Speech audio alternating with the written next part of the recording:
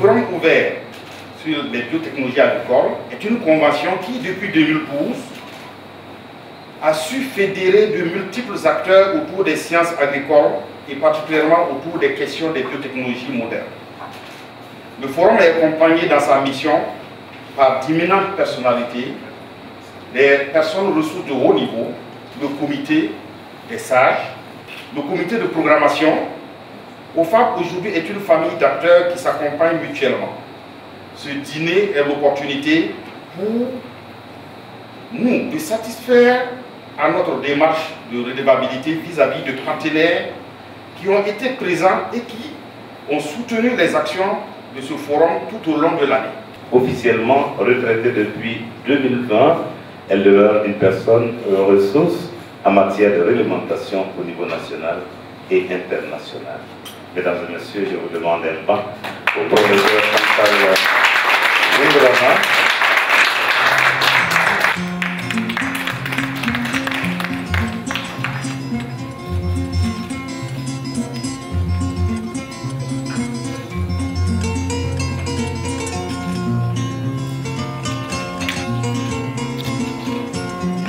Félicitations, professeur. S'il vous plaît, mademoiselle.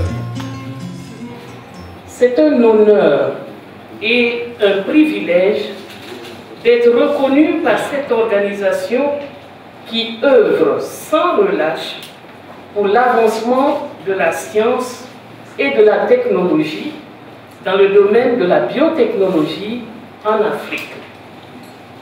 Cette distinction honore aussi le Burkina Faso qui, parmi les premiers pays africains, a courageusement expérimenté et adopté le coton BT.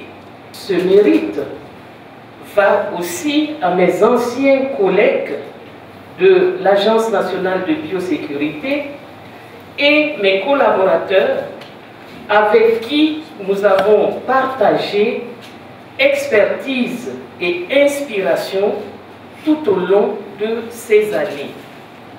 Notre expertise dans le domaine de l'évaluation et de la gestion des risques a été sollicitée pour le renforcement des capacités de plusieurs comités scientifiques dans la sous-région.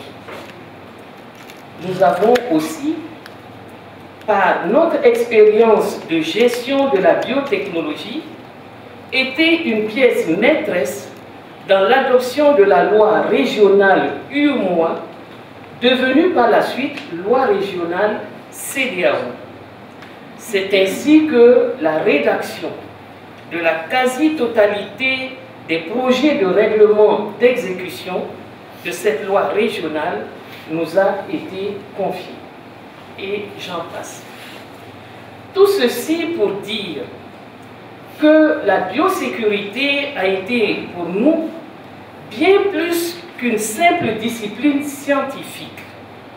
Elle a été une passion face à une biotechnologie qui offre des possibilités immenses.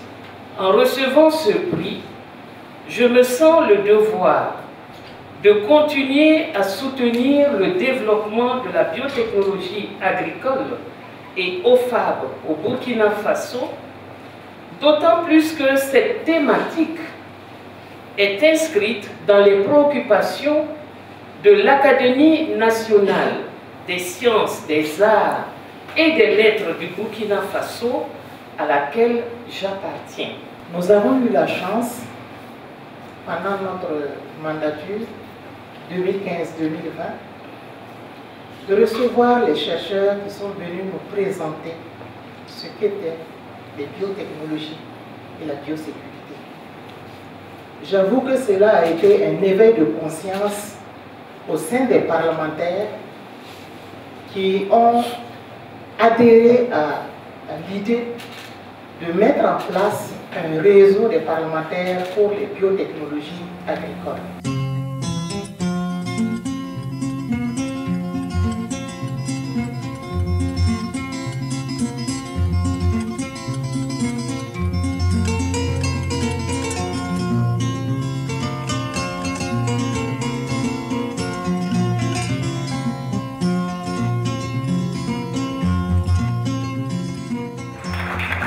Merci et félicitations pour donc avoir été désigné champion biotechnologie agricole 2023.